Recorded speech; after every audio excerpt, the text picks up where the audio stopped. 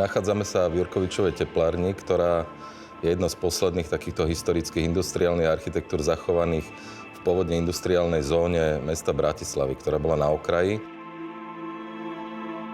Na poznanie tej historickej architektúry bolo treba vyhotoviť isté architektonicko-historické výskumy a na základe týchto výskumov sa zistilo teda, že má tento objekt výrazné nielen architektonické, ale aj výtvarné industriálne hodnoty a bol zapísaný ako národná kultúrna pamiatka.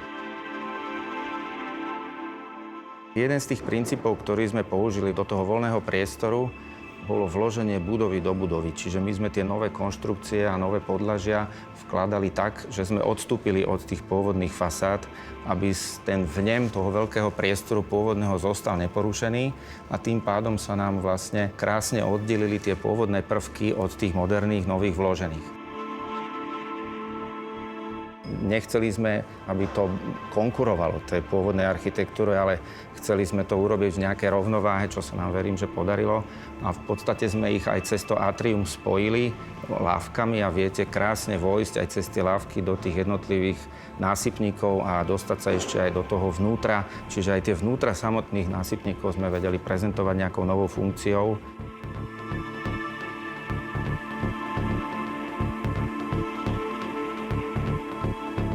Pamiatková obnova fasád bola v podstate reštaurovaním, pretože sa tu pristúpilo k takým postupom, ktoré neboli úplne obvyklé pri takomto type architektúry, kde sa vymieniali dokonca jedna poškodená tehla za druhú poškodenú tehlu. Prišlo ku kompletne rekonštrukcii severnej fasády turbinovej haly na základe historických vlastne plánov, ktoré sa našli. V podstate bola to pamiatková obnova a zároveň reštaurovanie v jednom. Základným prístupom našim bolo pristupovať k tej pamiatke s úctou a s pokorou k histórii voči tomu géniu loci, čo tu sme našli a objavili. Či to boli okná, násypníky alebo nejaké iné konštrukcie, žeriav alebo schodisko. Všetko bolo zrekonštruovať do pôvodného stavu.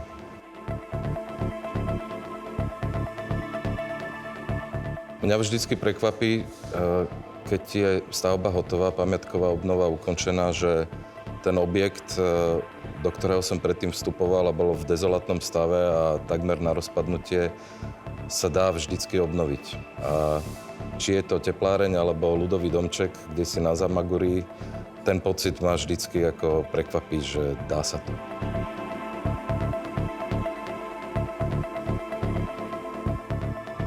Ten projekt sledujem už dávno.